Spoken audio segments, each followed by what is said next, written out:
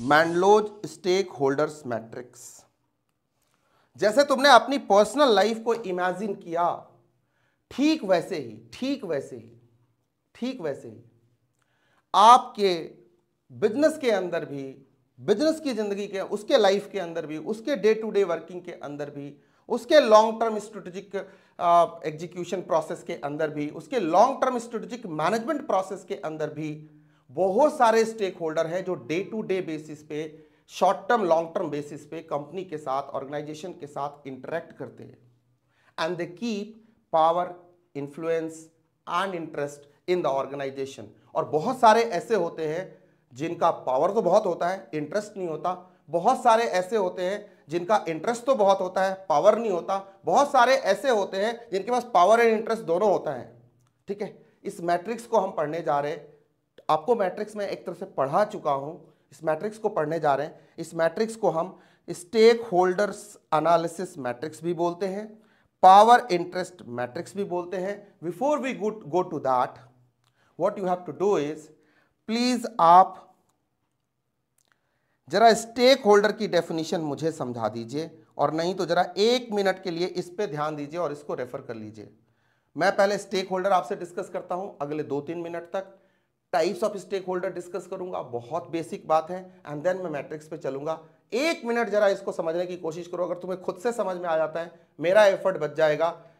ऐसे मत सोचना कि stake holder is a person और someone who has stake in the organisation, they can influence the organisation, they have power and interest sharing agreement with the organisation, there are different type of stake holder. ऐसे नहीं, आप कुछ variety of information के through देखो कि एक stake holder एक organisation के साथ किस तरह से इंटरेक्ट करता है। सोचो, we are going to start this matrix. So 1 second का पॉज लेके, 1 मिनट का पॉज लेके समझने की कोशिश करो स्टेक होल्डर कौन है। मैं आपसे सवाल पूछता हूं, बताओ, क्या स्टूडेंट स्टेक होल्डर हो सकता है किसी कंपनी में? क्या एक रिसर्च एनालिस्ट स्टेक होल्डर हो सकता है किसी कंपनी में? मतलब पूछ रहा हूं, एक्सटर्नल ही सही। क्या उस कंपनी का सीईओ सीएमडी स्टेक होल्डर हो सकता है? क्या शेयर होल्डर स्टेक होल्डर हो सकता है? क्या सप्लायर या बायर स्टेक होल्डर हो सकते हैं? क्या उसके एम्प्लॉइज उसके स्टेक होल्डर हो सकते हैं? बोलो, क्या बोर्ड ऑफ डायरेक्टर्स उसका स्टेक होल्डर हो सकता है? यस और नो? मतलब इतने सारे सवाल है, बहुत ही बेसिक बचपन का सवाल है, वही मैं पूछ रहा हूं आपसे। क्या उस कंपनी का कंसल्टेंट उसका स्टेक होल्डर हो सकता है? क्या उस कंपनी का कॉन्ट्रैक्टर उसका स्टेक होल्डर हो सकता है? क्या उसके लिए जो सब कॉन्ट्रैक्टिंग करता है वो उसका स्टेक होल्डर हो सकता है? क्या गवर्नमेंट स्टेक होल्डर हो सकती है? क्या सोसाइटी स्टेक होल्डर हो सकती है किसी भी बिजनेस के अंदर? क्या डेमोग्राफी में रहने वाला हर एक पर्सन किसी कंपनी में स्टेक होल्डर हो सकता है? क्या उसके इंफॉर्मेशन का यूजर एक स्टेक होल्डर हो सकता है? सर, स्टेक होल्डर तो आपकी लाइफ में और कंपनी की लाइफ में बहुत सारे पीपल, इंडिविजुअल्स और एंटिटीज हो सकती हैं। क्या उसका कॉम्पिटिटर या उसके साथ जिसका कोलैबोरेशन है, क्या वो ऑर्गेनाइजेशन उसकी स्टेक होल्डर हो सकती है? क्या उसका किसी के साथ ज्वाइंट वेंचर है, वो कंपनी उसके साथ स्टेक होल्डर हो सकती है? यस सर, हो सकते हैं। लेकिन क्या सबका इंटरेस्ट बराबर होगा उस कंपनी के अंदर? क्या सबके पावर एंड इन्फ्लुएंस बराबर होंगे उसके अंदर? यस सर, ये तो देखना पड़ेगा। ये सर हम डायरेक्ट बता नहीं सकते किसका कितना होगा, ये तो सर सिचुएशन से पता चलेगा। फॉर एग्जाम्पल मैं पूछता हूं, आपसे ही पूछता हूं, आप मुझे जवाब दो, फिर हम आगे जाने वाले हैं। क्या किसी कंपनी का सीईओ, सीएमडी, सीएफओ वो बराबर पावर एंड इन्फ्लुएंस रखता है अपनी ऑर्गेनाइजेशन के अंदर? बोलो यस और नो। अगर उसका पावर एंड इन्फ्लुएंस यूज होता है तो क्या वो इंटरेस्ट भी रखता है उस कंपनी के अंदर? यस सर, उसका पावर भी है, इन्फ्लुएंस भी है और इंटरेस्ट भी है, इन्फ्लुएंस्ड होता भी है और उसमें भी इंटरेस्ट है कंपनी का। बोलो यस और नो, ये बोथ वे प्रोसेस है। सर, इसी चीज को पढ़ने जा रहे हैं एक मैट्रिक्स के थ्रू, जो कहानी आपको आपकी पर्सनल लाइफ सीए की जर्नी और अभी जो भी बात करी आपसे, इसको हम पढ़ने जा रहे हैं एक सिस्टम के थ्रू, एक मैट्रिक्स के थ्रू, जिसे बोलते हैं पीआई मैट्रिक्स। मतलब पीआई मतलब sir power interest matrix.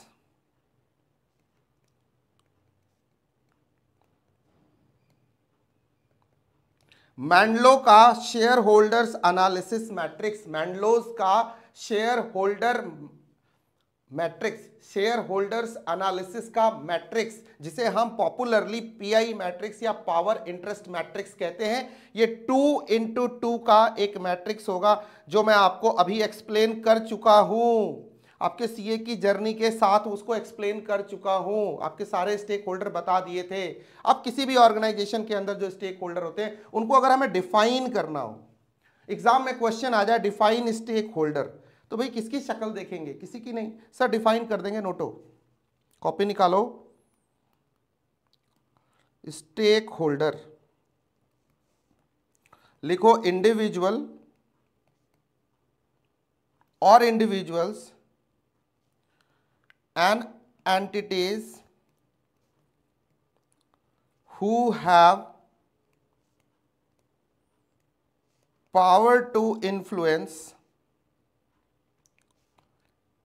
an organization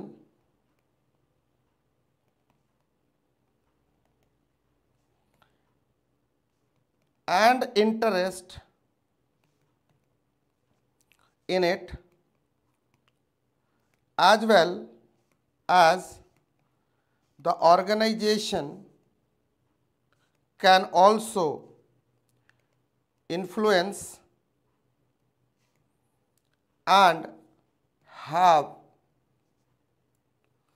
या has an interest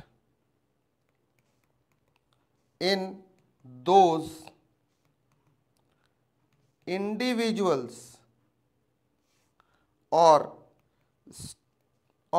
entities। एकदम एक लाइन में, वन कट में आपको कंप्लीट बात समझा दी। जितनी बात अभी मैंने आपको बताई थी उसका निचोड़ यही है, वो इंडिविजुअल या एंटिटी, वर्ड याद रखना, इंडिविजुअल या इंडिविजुअल्स और एंटिटी और entities who have power to influence the organisation and have interest in it. और सिमिलरली वाइसे वर्सा, ऑर्गेनाइजेशन को भी उनको इन्फ्लुएंस करने का पावर हो सकता है, वो भी इन्फ्लुएंस करती है और उसका भी उसमें इंटरेस्ट है। फॉर एग्जाम्पल अगर मैं बात कर लूं कैपिटल मार्केट स्टेक होल्डर्स, अब ये तो फाइनेंस में पढ़ रहे हो ना आप, इसलिए टॉपिक है यहाँ पे, इसलिए ये आपको कैपिटल मार्केट स्टेक होल्डर्स कौन कौन से होते हैं बताना। कैपिटल मार्केट स्टेक होल्डर कौन कौन से होते हैं? सर क्या आपका शेयर होल्डर होगा? बोलो यस और नो। क्या सर सेबी एक स्टेक होल्डर होगा? क्या गवर्नमेंट होगी? क्या डिफरेंट रेगुलेटर्स होंगे? ठीक है, बोलो क्या बैंकिंग सिस्टम होगा? बैंक्स होगा, बैंकिंग सिस्टम होगा, यस और नो होंगे ना। कैपिटल मार्केट में इन सबका एक दूसरे के ऊपर इन्फ्लुएंस है, लेना देना है। ये सारा कैपिटल मार्केट जो ऑपरेट हो रहा है इसमें शेयर होल्डर तो हैं, ठीक है, कंपनियां हैं, ठीक है, सेबी भी है, गवर्नमेंट भी है, डिफरेंट रेगुलेटर्स भी हैं, बैंकिंग रेगुलेटर्स भी हैं, आरबीआई भी है, डिफरेंट बैंक्स भी हैं, इन्हीं के सबके थ्रू डीमेट अकाउंट खुल रहा है, ये हो रहा है, वो हो रहा है, बाकी ट्रांजेक्शन हो रहे हैं। फाइनेंशियल इंस्टीट्यूशन कैसे वर्क करते हैं, इनके साथ क्लोजली कोऑर्डिनेट करके वर्क करते हैं, ये सब एक दूसरे को इन्फ्लुएंस करते हैं और एक दूसरे के ऊपर पावर है, ठीक है। इसी तरह से आपके मॉड्यूल में, ठीक है, ये नोट कर लेना, ये लो पॉज करो, नोट करो, आगे बढ़ो। बहुत ही सिंपल सी छोटी सी बात बता रहा हूं। अब मैं आपसे पूछता हूं, क्या एक रिसर्च एनालिस्ट एक बंदा जो कंपनियों की कॉर्पोरेट हिस्ट्री लिख रहा है, क्या वो भी स्टेक होल्डर है? क्योंकि वो भी जाता है आरओसी के पास, रजिस्ट्रार ऑफ कंपनीज के पास, वो भी ऑनलाइन जाके आपके एमसीए की वेबसाइट से रिक्वेस्ट करता है आपके बैलेंस शीट का, पीएनएल का, आपके डिस्क्लोजर्स का, उनकी स्टडी करता है, उसके बेसिस पे एनालिसिस करता है, रिसर्च प्रोजेक्ट। और इन्वेस्टर खास करके बिना आपके बैलेंस शीट, पीएनएल और बिना आपके फाइनेंशियल हेल्थ को देखे हुए कैसे इन्वेस्ट करेगा? तो जो एनालिस्ट है वो भी आपका स्टेक होल्डर है, क्योंकि उसको आपसे, हाँ, वो आपको इन्फ्लुएंस नहीं करता है बॉस। वो आपको, अब कोई पूछे कि अडानी की कंपनी में हिंडनबर्ग का क्या इंटरेस्ट था, अब आप पूछ सकते हो हिंडनबर्ग क्या थी? एक कंपनी है, आपने सुना ना हिंडनबर्ग अडानी का जो डिस्प्यूट हुआ, खूब सारा डिस्प्यूट हुआ। हिंडनबर्ग क्या कहती है? वो एक एनालिसिस कंपनी है, फाइनेंशियल मार्केट के अंदर काम कर रही है, stock market, financial regulator type से एक इंडिपेंडेंट एक बॉडी है जो एनालिसिस करती रहती है कंपनियों के स्टॉक्स के बारे में, शेयर्स के बारे में, वेल्थ के बारे में, इन्वेस्टमेंट के बारे में, उनके ऑपरेशंस के बारे में, एक्सपेंशन प्लान्स के बारे में, और डिफरेंट टाइप्स ऑफ रिपोर्ट बीच बीच में वो एक वॉच डॉग की तरह काम करती है दुनिया के अंदर। उसका अडानी एंटरप्राइजेज में क्या इंटरेस्ट था? वो एक इंडिपेंडेंट एनालिसिस की कंपनी है, एनालिस्ट है, रिसर्च एजेंसी है, लेकिन उसने सर कोई चीज देखा, कोई रिपोर्ट डाली और सारे स्टॉक आपके गिर गए। देखते देखते आपके स्टॉक आसमान से फर्श पे आ गए। छत को बड़ा गुरूर था, छत होने पर एक मंजिल और बनी और छत फर्श बन गई। अडानी आज तक नहीं उभर पाए उससे। क्यों हुआ ऐसा? वो भी एक स्टेक होल्डर है, वो इन्फ्लुएंस कर पाया क्या? कर पाया, लेकिन उसका इंटरेस्ट है क्या? उसका इंटरेस्ट नहीं है, लेकिन इन्फ्लुएंस जरूर है। समझ में आ गई बात? तो इसलिए सर हम ये टॉपिक पढ़ रहे हैं, स्टेक होल्डर को समझने की कोशिश कर रहे हैं, कौन सा स्टेक होल्डर कंपनी के अंदर कितना पावर एंड इन्फ्लुएंस रखता है, और कितना पावर एंड इन्फ्लुएंस कंपनी उसके ऊपर रखती है, और कितना उसका इंटरेस्ट है और कितना कंपनी का उसके अंदर इंटरेस्ट है।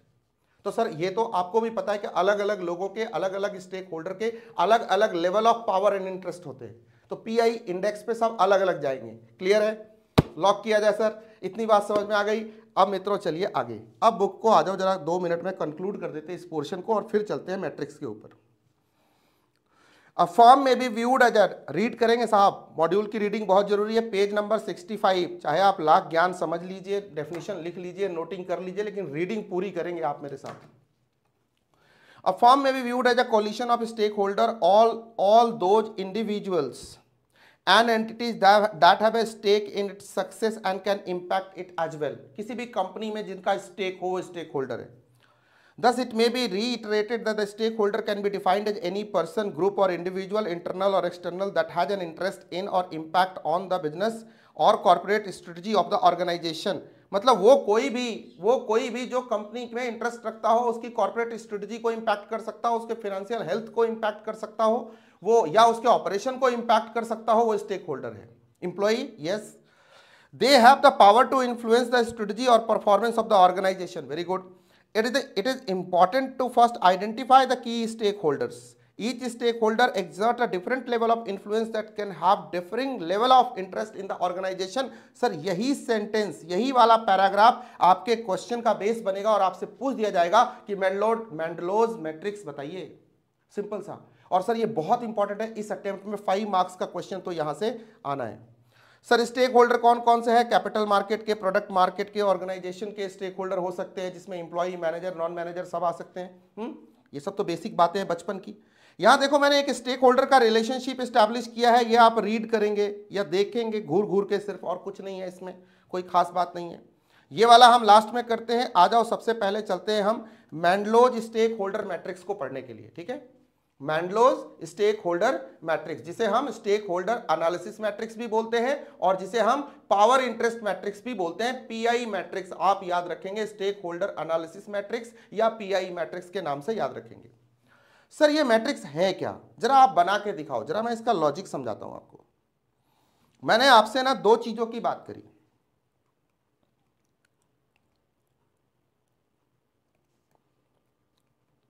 मैंने कहा आपको कि मैंडलोज मैट्रिक्स के अंदर 2 बातें हैं, 2 into 2 का मैट्रिक्स है। पहला मैट्रिक्स आपको यहां पे टीच कर रहा हूं, 2 into 2 का मैट्रिक्स है। मतलब क्या होता है सर, इसमें एक्स एक्सिस पे और वाई एक्सिस पे कुछ कुछ होगा। तो इसके एक्स एक्सिस पे हम क्या रखेंगे? बोलो सर, सोच के बोलो, क्या रखेंगे? एक्स पे रखेंगे इंटरेस्ट, एंड वाई पे क्या रखेंगे? Power and influence. Sir power and their influence क्यों रख रहे हो आप? इंस्टीट्यूट ने तो सिर्फ पावर वर्ड यूज किया है, आप पावर यूज कर लेना। मतलब अंडरस्टैंडिंग के बेसिस पे आपको भी समझ में आ रहा है, पावर यूज कर लेना, इसीलिए इसको हमने बोला पीआई मैट्रिक्स। ठीक है, तो लिख देते हैं, जरा रख देते हैं इसके ऊपर। ये मैट्रिक्स हो गया साहब आपका। ठीक है, ये हो गई 2 into 2 का मैट्रिक्स। यहां हमने रखा इंटरेस्ट, यहां हमने रखा power. Power can be high, it can be low, interest can be low और इट कैन बी हाई। ठीक है, अब सर इनको मल्टीप्लाई करो आप। अब आपको सेल देता हूं, सेल नंबर 1 से शुरू कर लेते हैं, 2 3, नहीं ऐसे नहीं, उल्टा, 3 4, ऑड इवन अलग अलग चलेंगे। ठीक है, हाँ ये हो गया सर हमारा मैट्रिक्स, पीआई मैट्रिक्स। अब जरा ध्यान से मल्टीप्लाई करो, जरा पहले वाले बॉक्स में आ जाते हैं, फर्स्ट वाले बॉक्स में आ जाते हैं, सेल नंबर 1 में आ जाओ। मैट्रिक्स ऐसे ही सॉल्व करते हैं। यहां मैंने क्या कहा? High P, high power, high interest. ठीक है, जब दोनों हाई हो, नाम बताओ वो लोग जिनका पावर एंड इंटरेस्ट किसी भी ऑर्गेनाइजेशन में दोनों हाई हो, जरा नाम बता दो। इन्हीं को हम बोलते हैं की प्लेयर्स। वो जो कंपनी को चलाते हैं, नाम बताना शुरू करो, सोच क्यों रहे हो? सर बोर्ड ऑफ डायरेक्टर्स होगा क्या, सीईओ होगा क्या, सीएमडी होगा क्या, एक लाइन में बोलो तो टॉप मैनेजमेंट होगा क्या? बोलो यस और नो। शेयर होल्डर होगा क्या? अब आप बोलोगे सर शेयर होल्डर को इस बीच में क्यों लेके आए, पावर एंड इन्फ्लुएंस दोनों? क्योंकि हमारी कंपनी किसके लिए काम करती है? शेयर होल्डर्स वेल्थ मैक्सिमाइजेशन के लिए। फाइनेंशियल मैनेजमेंट क्यों पढ़ते हो? शेयर होल्डर्स वेल्थ मैक्सिमाइजेशन के लिए, कैपिटल गेन को मैक्सिमाइज करने के लिए हम काम करते हैं। तो सर ये देखो, ध्यान से सुनो, अभी टाटा पावर का, अभी टाटा टेक्नोलॉजीज का आईपीओ लॉन्च हुआ, किसने सबसे ज्यादा पैसे लगाए? 70 गुना सब्सक्रिप्शन आए हैं, जितना का आईपीओ था उससे 70 टाइम्स ज्यादा आए, 70 टाइम्स, 69 पॉइंट समथिंग। तो इसका मतलब सर शेयर होल्डर के पास पावर, जब वो शेयर होल्डर बन जाएगा तो वोटिंग पावर है, वीटो कर सकता है, पावर कर, जिसका 51% होगा वो मैनेजमेंट को कंट्रोल कर सकता है। और सर उसका इंटरेस्ट भी है, क्योंकि सर उसको तो रिटर्न कॉस्ट ऑफ इक्विटी पे उसकी नजर है, उसको सर रिजर्व एंड सरप्लस पे उसकी नजर है, सब मालिक है वो। मैं कल तक मालिक नहीं था अपनी, मेरे को शौक था, जब मैं पैदा हुआ था मैं किसी कंपनी का मालिक बनूंगा एक दिन, बस मैंने एक शेयर रिलायंस का खरीद लिया, मैं रिलायंस का मालिक हूं। पावर इंटरेस्ट दोनों है, मैं की प्लेयर हूं उस कंपनी के लिए। बोलो यस और नो। मतलब तुम्हारा इन्वेस्टर और नाम लो, जो कोई तुम्हारा बॉन्ड लेता है, कोई प्रेफरेंस शेयर कैपिटल लेता है, जो पैसा लगा रहा है तुम्हारे अंदर, तुम इंटरेस्ट दोगे कि नहीं दोगे उसे? प्रेफरेंस डिविडेंड दोगे कि नहीं दोगे? वो तो हकदार है ना। तो पावर इन्फ्लुएंस दोनों रखता है। कई बार गवर्नमेंट भी, हमेशा नहीं लेकिन कई बार गवर्नमेंट भी, अगर मान लो कोई पब्लिक सेक्टर अंडरटेकिंग है, ध्यान से सुनना इस बात को, मॉड्यूल में लिखा होगा गवर्नमेंट, कहीं और लिखा होगा, लेकिन वो क्वेश्चन पूछते हुए आईसीआई जब पीएसयू की बात करेगा तो गवर्नमेंट को ले आएगा और बोलेगा आप बताइए की प्लेयर है कि नहीं है, या इसको ओनली सेटिस्फाइड रखना है, इन्फॉर्म्ड रखना है। ना ना ना ना ना, जब कुछ मामले ऐसे होंगे जहां गवर्नमेंट की प्लेयर बन जाएगी, उसको पावर भी होगा, इंटरेस्ट भी होगा।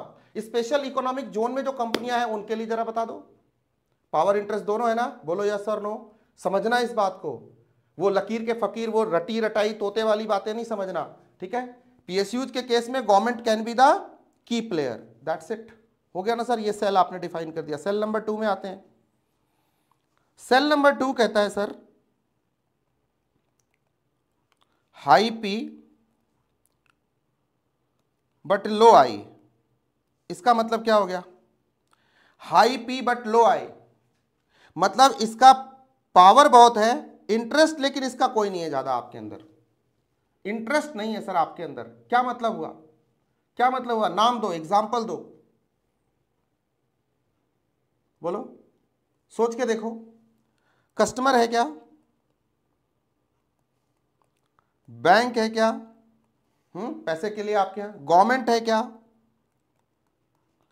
अगर पीएसयू होती तो गवर्नमेंट का इंटरेस्ट भी है, गवर्नमेंट कंपनी है तो वहां पे इंटरेस्ट भी है, डिपेंड करेगा गवर्नमेंट कहां की बात करी जा रही है। तो क्या करें इनके लिए? इनके पास तो पावर बहुत है, सॉरी यार, इनके पास तो पावर बहुत है, इन्फ्लुएंस, लेकिन पावर एंड इन्फ्लुएंस है इनके पास, इंटरेस्ट नहीं है इनका ज्यादा, क्योंकि ये डायरेक्ट कंट्रोल नहीं करते ना कंपनी को, तो इनका इंटरेस्ट नहीं है। तो इनके लिए क्या है आपके पास? क्या करें इनका हम? कंपनी को क्या करना चाहिए? यही तो मैट्रिक्स, यही तो सोल्यूशन दे रहा है। ये की प्लेयर नहीं है, लेकिन एटलीस्ट भाई बैंक है तो उसको इंटरेस्ट तो देना पड़ेगा, गवर्नमेंट है उसको टैक्स तो पे करना पड़ेगा, कस्टमर है तो उसको वैल्यूएबल गुड्स एंड सर्विसेज देना पड़ेगा। मतलब businesses are born to compete, competitor है तो उसके साथ कम्पीट करना पड़ेगा, ठीक है ना? कॉम्पिटिटर भाई ऐसा है, उसका तो बहुत इंटरेस्ट है तुम्हारे में, बहुत इंटरेस्ट है और इन्फ्लुएंस भी कर सकता है गिवन सिचुएशन के अंदर, लेकिन इतना ज्यादा इंटरनल अफेयर्स में उसका इंटरफेरेंस नहीं है, इसलिए उसको इस कैटेगरी में मैंने नहीं रखा है, ठीक है? बट स्टिल, तो हमें क्या करना पड़ेगा? कोई भी बिजनेस जब पैदा होती है क्या करती है? वैल्यू क्रिएट करती है to satisfy the needs of the customer, to satisfy the needs of the customer. तो सर ये क्या होगा? कीप सेटिस्फाइड, इनको हमें सेटिस्फाई करके रखना पड़ेगा, ठीक है? Keep satisfied, ICI keep satisfied, सौतेले माँ बाप कीप सेटिस्फाइड। वो एग्जाम्पल थोड़ा सा वो अजीब सा एग्जाम्पल है, लेकिन ऐसे प्रैक्टिकल लाइफ में मैंने केसेस देखे हैं, स्टूडेंट्स के देखे, अपने स्टूडेंट्स के, इसलिए वो कोट किया था, ठीक है? तो इन लोगों को कीप सेटिस्फाइड, ठीक है, अब आ जाते हैं सर तीसरे सेल के ऊपर। यहां पे क्या है, यहां आप देखोगे सर इंटरेस्ट हाई है लेकिन पावर नील, पावर लो है और इंटरेस्ट, यार कुछ गड़बड़ किया था मैंने ना, हाँ पी आई, अच्छा अच्छा अच्छा, इंटरेस्ट हाई है, पावर लो है, इंटरेस्ट हाई है। ये कौन से लोग होते हैं जिनका इंटरेस्ट तो बहुत है लेकिन उनके पास पावर नहीं है? इंप्लॉई इसमें सबसे पहली कैटेगरी आ सकती है क्या? सोच के देखो, इंप्लॉई हो सकता है क्या? और सोचो, जब तक मैं इंप्लॉई लिख रहा हूं तब तक तुम मुझे दूसरे एग्जाम्पल दे दो। सप्लायर हो सकता है क्या? भाई उसको सप्लाई का ऑर्डर मिलना है, उसको पीओडी मिलना है, परचेज ऑर्डर मिलना है सर, उसको बात समझ रहे हो? परचेज ऑर्डर मिलना है उसको, सप्लाई का उसको पूरा करना है साहब, नहीं पीओ रिलीज होगा उसको, रिक्विजिशन के ऊपर material requisition note and then PO release होगा। प्रोसेस समझते हो ना, कॉस्टिंग में पढ़ा होगा मटेरियल चैप्टर के अंदर, पीआर स्लिप कैसे इश्यू होता है, देन पीओ रिलीज होता है, किसको? वेंडर को, वेंडर वेंडर वेंडर, पावर। और कुछ नाम लो, जैसे तुम्हारे चार्टर्ड अकाउंटेंट हैं, उनको तुम्हारे में पावर तो नहीं है बिजनेस के लिए, इंटरेस्ट है। लॉयर, लॉयर्स इंटरेस्ट है, गेटिंग द पॉइंट, इंटरेस्ट है, इंटरेस्ट है, इंटरेस्ट है, पावर नहीं है। लेकिन सर अगर कॉम्पिटिटर की बात हो तो कहां रखेंगे? कॉम्पिटिटर को हम कहां रखेंगे, जरा सोच के देखो, कॉम्पिटिटर को कहां रखेंगे? तुम्हारे हिसाब से सोचो, स्ट्रेटजी के स्टूडेंट हो तुम, बताओ कॉम्पिटिटर को कहां रखोगे? सिर्फ हाई पावर या इंटरेस्ट भी? देखो इंटरनल अफेयर्स में उसका इंटरेस्ट नहीं है लेकिन पावर उसका हाई है, क्योंकि वो इन्फ्लुएंस तो कर सकता है साहब आपके प्रोडक्ट को काउंटर करके। तो कॉम्पिटिटर को यहां रख सकते हैं क्या? रख सकते हैं। कहां? सेल नंबर 2 के अंदर मेरे हिसाब से, बाकी देखेंगे अगर कुछ मिलेगा तो। अब और बात करता हूं सर, ये बताइए चौथे वाले सेल में क्या होगा? कुछ नहीं होगा सर, दोनों लो होंगे। क्या? पी भी और आई भी दोनों लो होंगे। दोनों लो होंगे मतलब, पहले इसका कंक्लूजन नहीं किया, एक मिनट। इन ऐसे लोगों का जिनका पावर, इन ऐसे लोगों का जिनका पावर कम हो और इंटरेस्ट ज्यादा हो, तो क्या करें? उनको सिर्फ जानकारी इकट्ठी करनी है, जानकारी, उनको सेटिस्फैक्शन नहीं चाहिए, क्योंकि अगर वो हमें इन्फ्लुएंस कर पाते, उनका पावर होता, तो उनको हम सेटिस्फाई करने की कोशिश करते आईसीआई की तरह। इनको क्या करना, ठीक है, इनको सिर्फ इंटरेस्ट है, ये पड़ोसी हैं, मासड़ है, फूफड़ है, वो आते हैं, मौसा जी आ गए हैं, कहा चाहिए, नहीं हुआ रिजल्ट, अरे वाह उस दिन हम बहुत मिठाई खाने वाले, तो मिठाई लेके आएंगे तुम्हारे घर, नहीं हुआ, हो गया तो उनके घर चूल्हा नहीं जलेगा उस दिन सच्ची नहीं जलेगा, ठीक है, यस। तो इनको क्या करेंगे हम? कीप इन्फॉर्म्ड,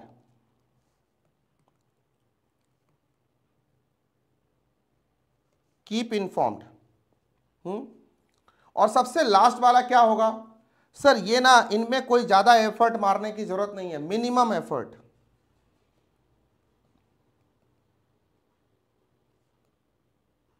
ये एक अमेंडमेंट है, बढ़िया अमेंडमेंट है, मिनिमम एफर्ट डालने की जरूरत है। जैसे एग्जांपल लो, social media,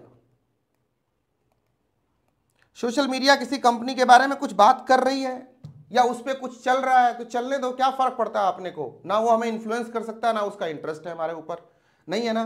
press, media,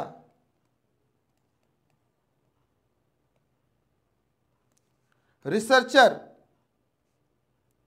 research analyst, ठीक है। अब वो बात अलग है कोई हिंडनबर्ग जैसा ही हो जो पीछे पड़ जाए, that's a different game plan all together. Sir this is Mendelow's matrix. Mendelow's matrix बात करता है किस चीज की सर? कीप 3 की प्लेयर्स, ऐसे बोल सकता हूं मैं, कीप 3, जरूरी नहीं है,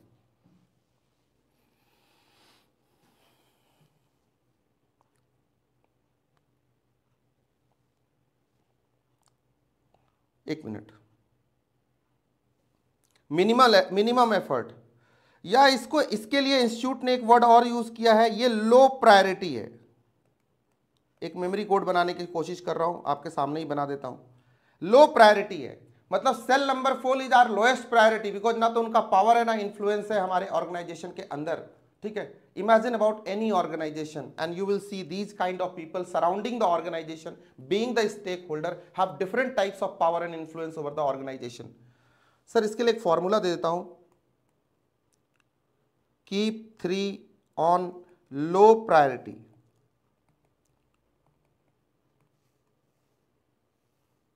ठीक है, पहला की प्लेयर्स, दूसरा कीप सेटिस्फाइड, या कीप 3 की जगह K3 कर लो, K3 ऑन लो प्रायोरिटी। तीसरा keep informed, and fourth one low priority. इनका सर ये एक और बना लो PI। इस केस में पावर हाई, इन्फ्लुएंस हाई।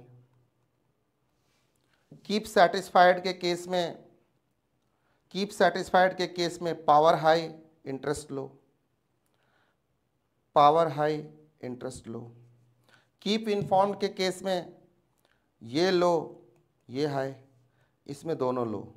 ठीक है, बस ये मैट्रिक्स याद रखना और ये फॉर्मूला याद रखना, और ये याद रखना कि पावर को y एक्सिस पे और x एक्सिस पे अपन लिखते हैं किसको, इंटरेस्ट को। That's it, this is Mendelow's. यही था सर अमेंडमेंट। 5 मार्क्स का क्वेश्चन इस अटेम्प्ट के लिए डन।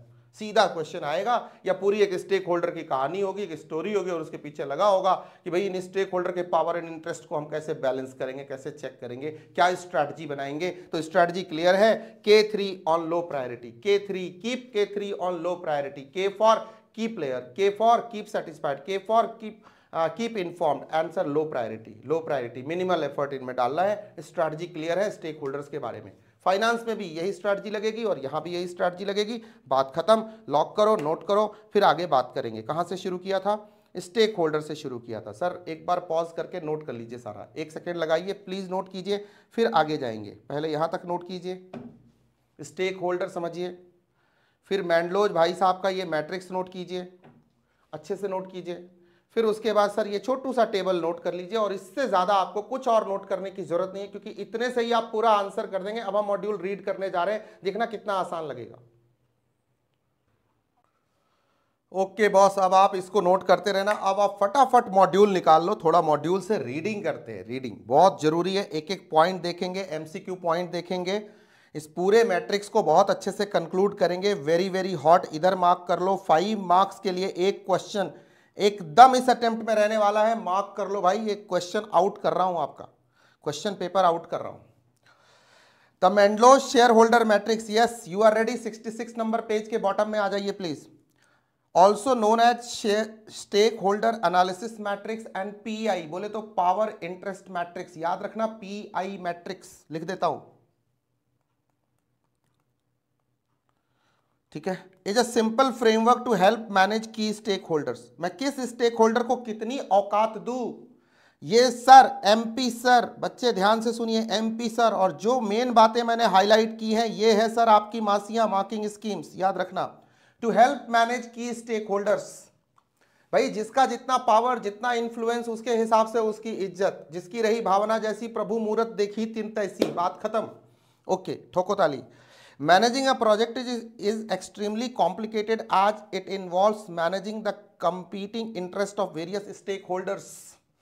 किसी को डिविडेंड चाहिए, किसी को प्रेफरेंस, किसी को इक्विटी, किसी को इंटरेस्ट, है ना। किसी को चाहिए इंफॉर्मेशन, किसी को चाहिए पावर, किसी को चाहिए पोजीशन, किसी को चाहिए पोस्ट, किसी को चाहिए share.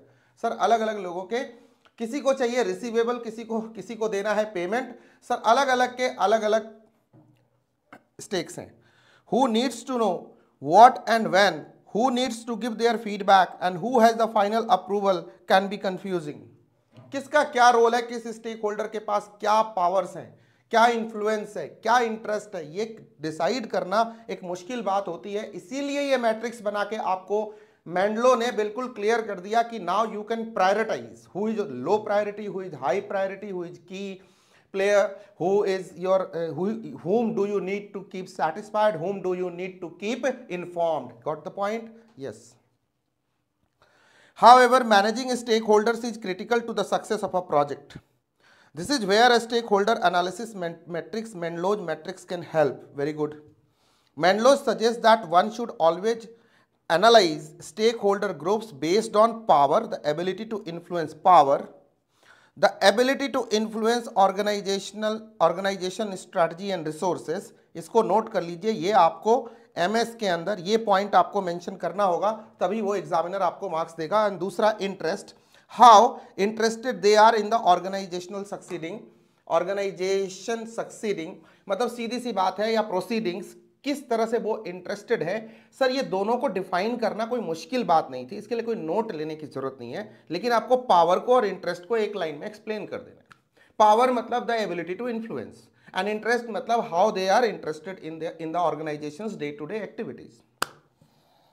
However, a thing to remember is that all stakeholders may seem to have lots of power, and organization may hope they would have lots of interest too. हम तो ऐसा मान के चलते, बट सबका होगा नहीं। However, some stakeholders will hold more power than others, and some stakeholders will have more interest than others. For example, जरा बताइएगा, किसी को पावर ज्यादा, किसी के पास इंटरेस्ट ज्यादा। सीईओ के पास पावर ज्यादा और इंटरेस्ट भी ज्यादा, ठीक है। अगर मैं बात करूं सर इस शेयर होल्डर की, तो उसके पास पावर भी ज्यादा और इंटरेस्ट भी ज्यादा, क्योंकि उसकी तो जिंदगी यहाँ टिकी हुई है। लेकिन अगर मैं बात करूं सर कस्टमर की, तो उसे इंटरेस्ट ज्यादा पावर कम, ठीक है, इसलिए उसको सेटिस्फाइड रखना है, and vice versa. A big stake holder is likely to have high power and high interest in the organisation, whereas a big competitor, very very hot point, MS, ये पूरा paragraph MS भी और MP sir भी note कर लीजिए जरा इसको, इसलिए रीडिंग करवाता हूं। Would have high power to impact strategy, power ज्यादा है इसके पास, इंटरेस्ट नहीं है कॉम्पिटिटर को, पावर ज्यादा है, ये इन्फ्लुएंस कर सकता है तुम्हारी, but potentially less interest in success of rival organisation. तुम्हारी कंपनी को तुम्हारा राइवल, मतलब कोई बच्चा चाहेगा कि मैं अपने दोस्त को पास करने दूं? बोलो, नोट शेयर करते हुए 4 बार शेयर करते, 4 बार सोच के शेयर करते, वो भी जो रद्दी वाला रफ वाला होता है वो दे देते हैं, फेयर वाला थोड़ा ही देते हैं, बचा के रखते हैं, और गलती से दे दिया तो वो वापस नहीं आता। हाँ, वो तो जिसको जो कॉम्पिटिटर नहीं होता है वो तुम्हारी फोटोकॉपियां कराता घूम फिर रहा होता है। Developing a grid of stake holder, sir ये छोटा सा केस स्टडी मैंने आपके लिए बनाया है, ये सर आप इसको रीड करेंगे। पूछो क्यों मैं रीड नहीं कर रहा हूं, क्योंकि ऐसी बातें मैं बहुत कर चुका हूं, लेकिन ध्यान रखना ये वाली केस स्टडी पे ना आपका एक प्रैक्टिकल क्वेश्चन आईसीआई बना सकता है। एक तरह से मैंने क्वेश्चन आउट किया हुआ है, जरा पढ़ दूं क्या आपको, देखना ध्यान से। In Tata Motors, Tata Sons private limited is currently the largest share holder, मतलब टाटा सन्स ने, कॉर्पोरेट ने टाटा मोटर्स में सबसे ज्यादा पैसा लगाया ही होगा ना, ये तो सिंपल सी बात है। कितना सर? 39%। अब आपको समझ में आ गया पावर और इंटरेस्ट ज्यादा किसके पास है? इसी के पास है। रिलायंस की कंपनियों में 51% के स्टेक सबसे ज्यादा अंबानीज के हैं, तो उनका पावर एंड इंटरेस्ट ज्यादा है। दूसरा, Citigroup banking security investment is second largest stake holder owing 4.6% and LIC holds 4.3% in common stock. In a nutshell, private company hold 41% and public hold 24%। क्या बात है। All of them have high power and high interest in the organization. However, Hyundai Motors, Maruti, Toyota, Mahindra Motors would have high power to impact the strategy but potentially less interest in the success of Tata Motors. Sir इतनी सी story बता के बोलो एक scenario बना सकती है कि नहीं आईसीआई? मैंने आउट कर दिया, बोलो यस और नो। आईसीआई इस पे एक सिनेरियो प्रैक्टिकल क्वेश्चन बना सकती है या नहीं बना सकती है? इतनी स्टोरी लिख के थोड़ा और एक्सटेंड करके, और आपसे पूछ सकती है कि ये भैया कैसे डिसाइड करेंगे किसको कितना पावर, किसका कितना इंटरेस्ट, ये डेटा देके, और फिर आपको घुमा फिरा के इंस्टीट्यूट पुश करेगा कि आप मेंडलो मैट्रिक्स पे आओ और मेंडलोज मैट्रिक्स के रेफरेंस से ऊपर वाली बात को प्रूव करो। आपको पूरी मैट्रिक्स एक्सप्लेन करनी पड़ेगी, सब कुछ लिखना पड़ेगा with reference to Tata motor वाली स्टोरी। ठीक है, तो ये सर एकदम मस्त समझ में आ गई चीज। उसमें आपको स्टेक होल्डर भी डिफाइन करना है, पावर इन्फ्लुएंस को भी डिफाइन करना है, मैट्रिक्स भी डिफाइन करना है, मैट्रिक्स बनाना भी है, उसके सारे सेल्स को एक्सप्लेन भी करना है। बात खत्म। Mendel's matrix is based on the power and interest. It suggests identifying which stakeholders are incredibly important metrics to identify. So to define the importance being high and power and high interest, which management would need to manage closely while investing a lot of time and resources. Of course, Tim Cook का Apple के अंदर सबसे ज्यादा interest होगा और सबसे ज्यादा power होगा। एग्जाम्पल सर ये देखिएगा जरा, ये मैट्रिक्स आपके सामने है, मैंने वैसे तो बना के आपको प्रूव कर दिया है। Sir power and influence high है या लो है, interest in the organisation high है या लो है, ठीक है। अगर मैं बोलता हूं पहले सेल नंबर सेल नंबर 1 के अंदर मैं क्या बोलता हूं, की प्लेयर है, तो मतलब ये क्लोजली मैनेज करना होगा, डिसीजन मेकिंग में इन्वॉल्व होगा, regularly build strong relationship, engage regularly and build strong relationship, CEO, CMD, board etcetera, keep satisfied. Cell number 2, यहां पे सर इसका पावर दोबारा रिपीट कर रहा हूं, पावर वैसे हम डिस्कस कर चुके हैं, मैं तीसरी बार इसको डिस्कस कर रहा हूं, इस टॉपिक को फिर से सुनो ध्यान से, इसको बार बार एकदम आज क्लास में ही करके जाएंगे। Power and influence, consult often increase their interest, can be hindrance to new ideas और स्ट्रेटेजिक चॉइसेस। कौन? सर जो आपका कस्टमर है, बायर है, उसको क्या करना है, आपको सेटिस्फाइड रखना है, नहीं तो सर कल को वो फीडबैक के जरिए आपकी खेल बिगाड़ सकता है, आपका बैंकर खेल बिगाड़ सकता है सर, गवर्नमेंट खेल बिगाड़ सकती है सर, आपको सेटिस्फाइड रखना है इन प्लेयर्स को। Got the point? Okay. Keep informed, utilise the high interest by engaging in decision, consult in their area of expertise and interest. ये कीप इन्फॉर्म्ड, ऐसे लोग हैं जिनको सिर्फ हमें इन्फॉर्म्ड रखना है, जस्ट लाइक नेबर्स। इनका कोई बहुत बड़ा ये इनका इंटरेस्ट है, इसीलिए इनको, जैसे कोई रिसर्चर है, कोई एनालिस्ट है, कोई रिसर्च एजेंसी है जो हमें इन्फ्लुएंस भी, जो हमारे लिए बहुत सारा काम कर रही है, ऐसी कोई मार्केट रिसर्च एजेंसी है जिसको हमने काम पे लगा रखा है, ठीक है, उसका भी इंटरेस्ट है हमारे में, ठीक है। और भी एग्जाम्पल आपको दिए थे, जैसे कोई सप्लायर है, वेंडर है, उसको इन्फॉर्म्ड रखो ताकि वो टाइमली सप्लाई दे सके आपको। सीए है, लॉयर है, आपके अकाउंटेंट है, चार्टर्ड अकाउंटेंट है, सीएस है, सेक्रेटरी, कंपनी सेक्रेटरी है, ठीक है, आपका एक्चुअरी है, ऐसे लोगों को इन्फॉर्म्ड रखो, ठीक है, उनका इंटरेस्ट बना के रखो, सो दैट कि आपको डिसीजन मेकिंग में आपकी मदद कर सकें। दो कि they are not going to influence you personally, वो नहीं आएंगे कहने सामने से, सीए साहब नहीं आएंगे ऐसा ही करो, अनलेस अनटिल वो तुम्हारा एकदम ऑन बोर्ड ऑडिटर हो, इंटरनल या एक्सटर्नल ऑडिटर हो, अनलेस एंड अनटिल, तब तक वो नहीं आएगा। Low priority, monitor only, no engagement, general occasion, communication, social media, press etcetera, that's it. इससे ज्यादा कुछ भी नहीं आपको याद रखना है, ठीक है, इससे ज्यादा कुछ नहीं। तो सर ये हो गया हमारा मेंडलोज मैट्रिक्स। अब एक एक सेल को जरा एज पर आईसीआई रीड करते हैं, MP and MS find out करते हैं। Keep satisfied stake holder, high power, less interested people, ठीक है।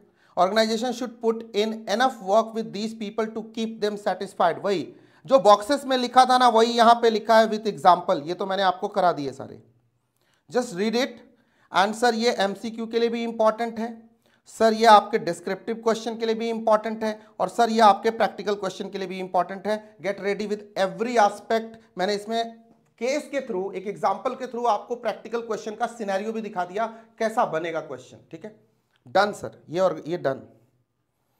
The strategist should be aware of the fact that environment is highly dynamic and certain things might happen that can cause stakeholder to suddenly move between quadrants. Very good.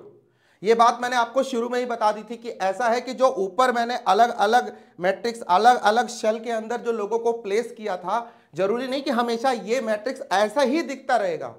नजर बदले, नजारे बदले, industry के इशारे बदले, हो सकता है कोई स्टेक होल्डर जो की प्लेयर नहीं था, जो एक कीप सेटिस्फाइड की पोजीशन में था कस्टमर, वो आकर के की प्लेयर बनने की कोशिश करे, इन्फ्लुएंस करने लगे आपको। अब तक वो क्या कर रहा था, अब तक वो सिर्फ इन्फ्लुएंस कर रहा था, उसका पावर नहीं था आपके अंदर। कल को उसकी पोजीशन बदल सकती है ना, हो सकता है कोई स्टेक ले ले, बाय कर ले आपकी कंपनी को, फिर क्या होगा, ठीक है। तो इसमें ना, इनमें आपस में शतरंज के गोटियों की तरह इनकी प्लेसमेंट चेंज हो सकती है। Exceptions are always there. Government जिसको अब तक हमने रखा था कीप सेटिस्फाइड की सिचुएशन में, कल को हो सकता है यस बैंक की तरह आपके ऑर्गेनाइजेशन में आके मेन प्लेयर बन जाए। आरबीआई कीप सेटिस्फाइड था यस बैंक के लिए, लेकिन हो सकता है वो आके मेन प्लेयर बन जाए, क्योंकि आपके इतने घोटाले आ गए, एनपीएस हो गए, ये हो गए, लोगों के अकाउंट आके सील कर दे, बोले भैया पैसे नहीं निकाल सकते 10,000 से ज्यादा। यह हुआ ना यस बैंक के साथ। तो ऐसी सिचुएशन आ सकती है, आपको you have to be ready, you have to जज the thing by judging on their power and interest. कभी भी रट्टा मार के लिखने की कोशिश आप नहीं करेंगे। बात समझ में आ गई? रट्टा मार के कोशिश नहीं करेंगे, आप लॉजिक में देखेंगे कि पावर एंड इंटरेस्ट। अभी जो केस स्टडी मेरे सामने रखी गई है, जो सिचुएशन, जो एग्जांपल, जो ऑन ग्राउंड जो हो रहा है, उसमें पावर एंड इंटरेस्ट का रिश्ता बन रहा है क्या ये सिर्फ पावर एंड इन्फ्लुएंस कर रहा है, या इसका इंटरेस्ट भी है, या पहले नहीं था अब बढ़ गया? तो यू हैव टू जज, you have to watch and you have to wait. ठीक है। कॉम्पिटिटर हो सकता है कॉम्पिटिटर ही जा रहा हो मार्केट से, तो वो अब आपको इन्फ्लुएंस करने की पोजीशन में नहीं रहेगा। हो सकता है उसका मार्केट शेयर घट के 3% रह गया हो, neither they have interest in you और nor they will be influential more any more because they have lost their market share. तो नजर बदले, नजारे बदले और सर स्टेक होल्डर के इशारे बदले। अब सर उसके सहारे आपको आगे नहीं जाना है, आपको अपनी जजमेंट करनी है, ये कहने का मतलब है इस पैराग्राफ का। तो सर अगेन सर यहां पे एक क्वेश्चन फ्रेम होने का चांस है, यहां से एक प्रैक्टिकल क्वेश्चन इतनी सी स्टेटमेंट से फॉर्म हो सकता है। और एमपी सर क्लियर है। Now you learn how to read the book. It's always worth reanalysing the Mendelow's grid for one's organisation in the event of change in the environment. बिल्कुल, Mendelow's matrix को कभी भी हम static नहीं मानते, this is a dynamic matrix. Dynamic मतलब जो change होता है, मार्केट चेंज होगा, इंडस्ट्री चेंज होगी, सिचुएशन चेंज होगी, इशारे बदलेंगे और सर वो उसके साथ ही एम्प्लॉय अगर मान लो हेवी खूब सारा स्टॉक खरीद ले। अभी देखो टाटा टेक्नोलॉजीज का वो आया तो उसमें एम्प्लॉयज के लिए ऑप्शन था कि आप 5 लाख तक के शेयर खरीद सकते हो, स्टॉक ले सकते हो। और मान लो एम्प्लॉयज मिलके, सारे एम्प्लॉय मिलके टाटा के इतने सारे शेयर खरीद ले कि उनका जोर चलने लगे, वो इन्फ्लुएंसिंग पावर हो जाएंगे कि नहीं हो जाएंगे ऑर्गेनाइजेशन के अंदर। मान लो सबने ले लिए, 1 लाख एम्प्लॉय है, सबने 5-5 लाख रुपए के शेयर होल्ड कर लिए, होल्डिंग कर ली, तो एम्प्लॉयज के हाथ में पावर आ जाएगी एक तरह से उस कंपनी की। हो भी सकता है, क्यों नहीं हो सकता। सप्लायर, ध्यान से सुनो, अब सप्लायर का जो गुड्स, जो वो सप्लाई देने वाला है, वो प्रोडक्ट फंक्शन इंपॉर्टेंट है। Michael Potter 5 forces model, when the bargaining power of the supplier increases. सोच के देखो, विचार कीजिए, दिमाग लगाइए, किडनी लगाइए, पॉज मारिए, यहां पे जरा सोचिए, पॉज मारिए, मेंटल ब्लॉक नहीं, मेंटल पॉज लो और जरा सोचो, सप्लायर की बार्गेनिंग पावर बढ़ जाए तो क्या वो यहां रहेगा, कीप इन्फॉर्म्ड वाले सिचुएशन में रहेगा, वो पावर एंड इन्फ्लुएंस आ जाएगा सर, वो आपको इन्फ्लुएंस करने लगेगा। ठीक है, दो कि he has no interest but still he will start influencing. ठीक है, तो उसके हाथ में पावर भी आ जाएगी, इंटरेस्टेड है, पावर भी आ जाएगी, तो क्या हो जाएगा, की प्लेयर हो जाएगा।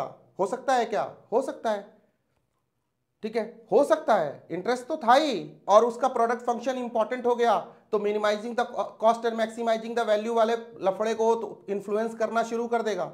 ही विल हैव द पावर।